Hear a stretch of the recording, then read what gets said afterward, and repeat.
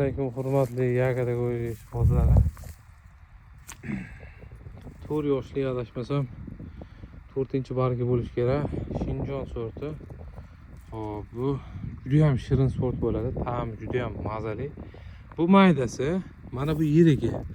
Mevasi mayda yumaloq bo'ladi. Buniki undan yirikroq bo'ladi. Shu yerda 1-2 orqa tomonda yana taxminan 6 tip ko'chat bor. Baquvvat ko'chat ko'rib turibsiz. Eng baquvvati o'zimdagi.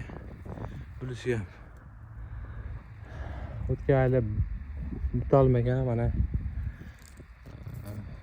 qisman butagan ekanman, ko'p butamaganman, qolgan.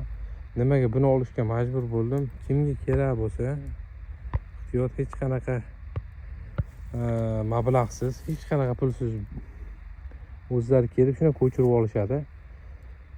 Shoxlarni butab, bitta qoldirib, o'rtada bitta qoladi. Bitta shox qoldirib, shuni olib borsa 100% ko'karadi.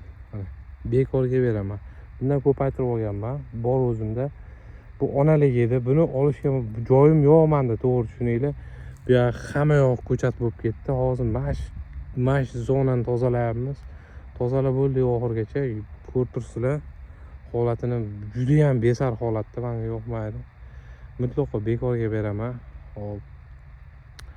Bu yerda nimaga buni olishga majbur bo'ldik? Bu hozir buni tozalab, hop, ajraq begona o'tlar bir qarch bo'lganda biz o'shanga o'tga qarshi dori foydalanamiz va bu doridan keyin biz yerni pululab ag'darib tashlashimiz kerak ekan, kitob bo'yicha. Shuning uchun shu dorini sepamiz, 20 kun 25 kunda pululab ag'darib tashlaymiz. Shuning uchun 15-martgacha, hurmatli bog'bonlar, bugun 5-mart, 10 kun vaqt bor. Kimga kerak bo'lsa behijolat, menda Yagada go'ji o'ta ko'p. Shuni beraman. Egalari chiqib aloqaga menga deyishsa bo'ldi.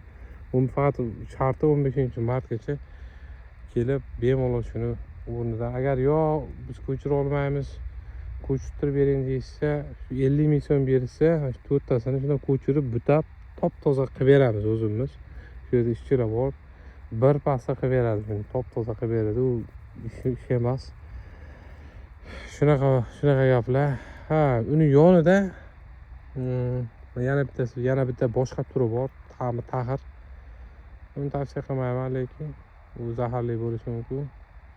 Bargi yapaloq, boshqacharoq turi. Asosiysi mana shu. Hammaga rahmat.